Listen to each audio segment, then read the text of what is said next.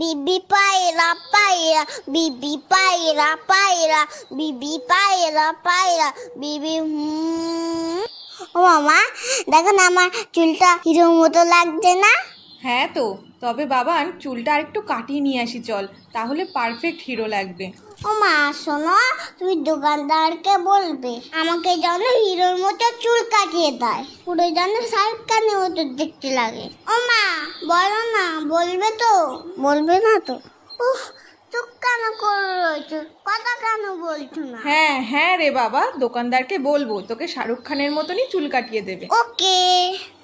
কি বৌদি, কেমন আছেন? খবর সব ভালো তো? হ্যাঁ দাদা ভালো। আরে বাবান, কেমন আছো?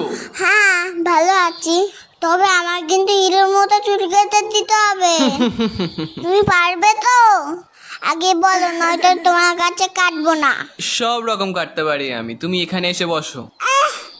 আমাকে একটু উঁচু করে দাও, আমি তো মুখটাই দেখতে পাচ্ছি না। হ্যাঁ তাই তো, তুমি নামো, আমি উঁচু করে দিচ্ছি। দেখো আমার জন্য সব চুল কেটে দিও না। আহ বাবা নড়ো না, কান টান কেটে যাবে কিন্তু। ও দাদা, একেবারে মুড়ো করে কেটে দেবেন। হ্যাঁ হ্যাঁ, বুঝেছি বুঝেছি। আমার চুলগুলো কোথায় গেল?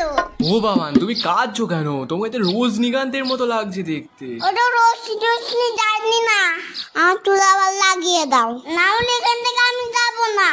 বাবান ওরকম করে না, নেমে এসো বলছি। আমার দেখো আমাকে টাক করে দিচ্ছে, তুমি আঙ্কেলকে বকো, বকবে না। শোন, টাক হয়েছিস তো কি হয়েছে, ও আবার দুদিনে চুল গজিয়ে যাবে, তাছাড়া তো তোর হিরোর মতনই লাগছে। ঠিক আছে ঠিক আছে, টাক যখন হয়ে গেছি তাহলে চকলেট দাও। এই তো বাবান, ভালো ছেলে, বাহ বাহ। তুমি চুপ করো, তোমার দেখো না আর কখনো চুল কাটতে আসে না।